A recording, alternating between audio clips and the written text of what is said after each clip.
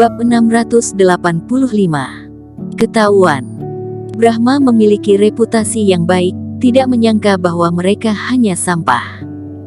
Kalau tahu lebih awal lebih baik ia lakukan sendiri. Kepala rumah Zeng, Erikin ini sangat licik, kamu tahu betul kami pun tidak menduga dia akan meledakkan tubuhnya untuk melarikan diri.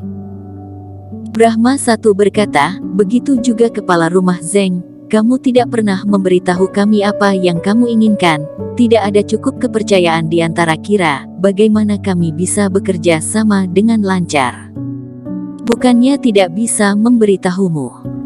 Kepala rumah menghela nafas, benda ini adalah harta keluarga Zeng, sepotong batu giok, tapi sekarang Erikin melarikan diri, kalian tahu pun tidak ada gunanya.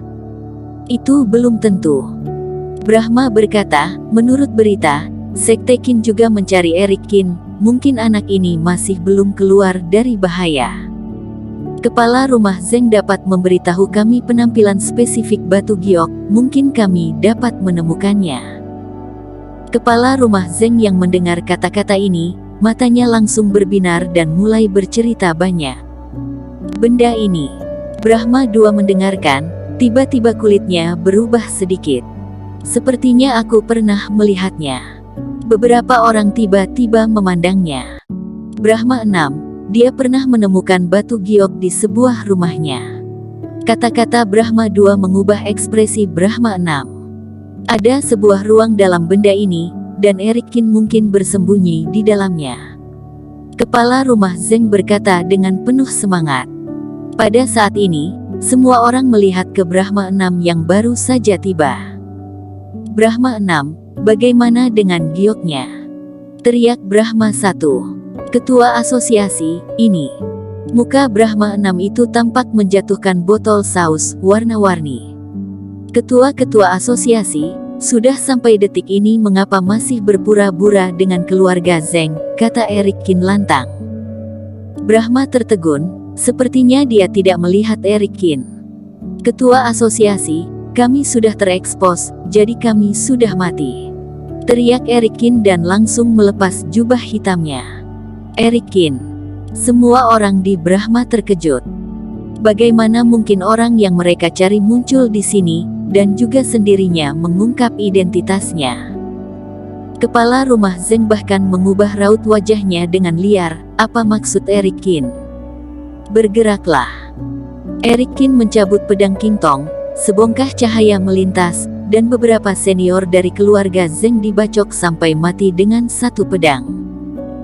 Baiklah, Brahma, rupanya kalian mengkhianati kami dan bekerja sama dengan Erikin untuk membunuh keluarga Zengku. Kepala rumah Zeng langsung mengerti, ia marah, dan menghajar Brahman I hingga terbang di luar. Kepala rumah Zeng, kami tidak, Brahma I menjelaskan dengan kesakitan. Dalam sekejap mata, Erikin telah membunuh hampir semua pejuang keluarga Zeng yang hadir. Anggota Brahma lainnya tercengang, dan situasinya berubah terlalu cepat di luar harapan mereka. Mungkinkah ketua asosiasi diam-diam bekerja sama dengan Erikin?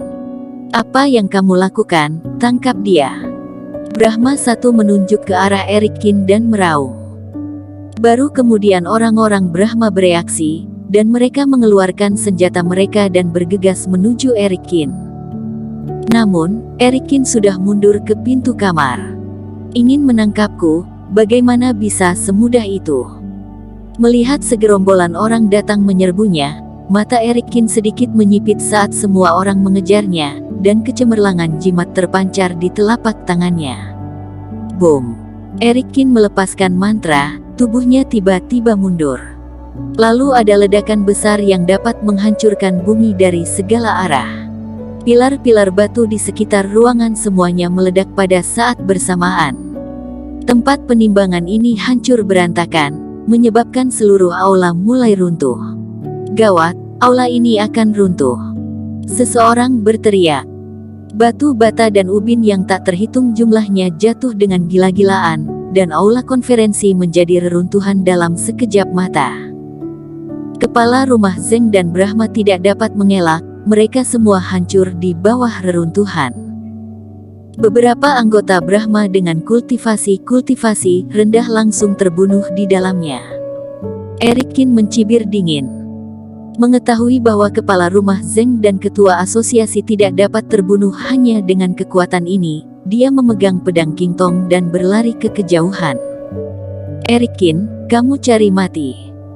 Dalam ledakan itu, beberapa sosok langsung menghantam batu yang pecah dan ubin yang pecah, bergegas keluar.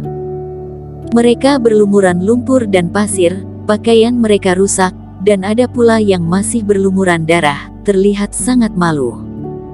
Brahma satu dan kepala rumah Zeng melihat ke belakang Erikin dengan marah. Kebencian mereka terhadap Erikin telah mencapai titik ekstrim. Mereka telah dikalahkan oleh Erikin berkali-kali, belum lagi, dan sekarang dia masih bermain-main di bawah hidung mereka.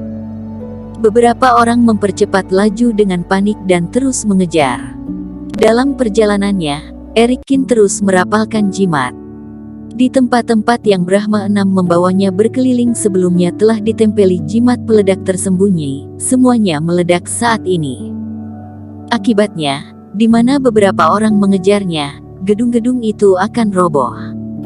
Dalam waktu singkat, seluruh markas Brahma, yang telah dikelola dengan susah payah selama ratusan tahun, semuanya menjadi serpihan. Erikin. Mata Brahma satu memerah, hampir muntah darah. Saat dia mengejar, dia meraih Brahma 6. Katakan padaku, apalagi yang dilakukan Erikin? Brahma satu meraung. Dia juga pergi ke ruang obat, ruang pemurnian senjata. Sebelum Brahma 6 selesai berbicara, dia ditampar sampai mati oleh Brahma satu. Semua orang bodoh tahu bahwa Brahma tidak hanya kehilangan bangunan mereka, tetapi juga untuk kekayaan yang terkumpul selama ratusan tahun. Anak ini harus mati, dia tidak bisa melarikan diri. Kita akan membuka formasi besar. Brahma satu menggertakkan gigi. Erikin kemudian terbang di atas lapangan latihan dan menemukan bahwa para murid sedang membatukkan darah satu persatu, pingsan di tanah, dan senyuman terlihat di sudut mulut mereka. Jika melatih teknik abal-abal yang ia berikan, jika tidak mematikan juga akan melumpuhkan mereka. Dan wajah Brahma satu hampir menjadi hitam. Beberapa orang itu berjalan melewati reruntuhan berbagai bangunan dan datang ke hutan. Di atas tempat ini, tirai tipis berjatuhan, beriak tertiup angin, seperti dinding, menutupi bagian dalam dan luar. Erikin, ayo lihat kemana kamu bisa kabur. Brahma satu akhirnya tersenyum. Kepala rumah Zeng, formasi ini adalah formasi kuno. Aku telah mengaktifkan fungsi pertahanan, Erikin tidak dapat melarikan diri sama sekali. Brahma satu sekarang memperkenalkannya pada kepala rumah Zeng. Ia hanya dapat melihat sosok Erikin datang ke tirai cahaya. Lalu sekejap, menghilang di tempatnya. Sangat tenang, seolah penghalang ini tidak ada. Bagaimana ini mungkin? Brahma satu terlihat seperti bebek yang dicubit lehernya, tercengang. Dan seorang anggota Brahma yang mengejar, menabrak tirai cahaya dengan satu kepala, tetapi hampir terbunuh oleh pantulan tirai cahaya. Brahma satu, apa yang terjadi? Beberapa orang berhenti, wajah kepala rumah Zeng muram, dan dia merasa ada yang tidak beres. Ada yang salah, aku akan membatalkan beberapa fungsi formasi dan melihat. Brahma satu juga menjadi sedikit gugup. Dia mengaktifkan fungsi masking formasi dan melihat keluar.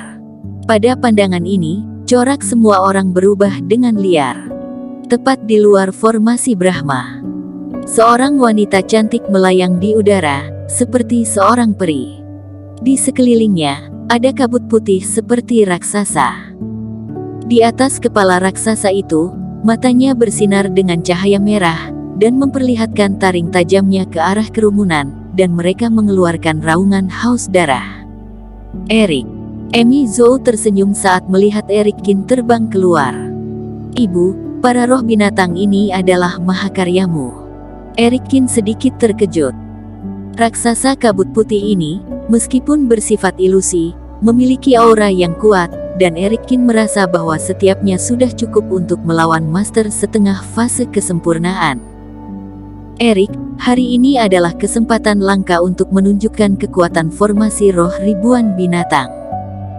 Mata Emi Zhou dingin, dan sentuhan kepercayaan diri melintas di pipinya.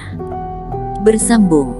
Terima kasih telah menonton video ini sampai akhir. Jangan lupa subscribe dan nantikan kisah episode selanjutnya hanya di Novel Story. Salam.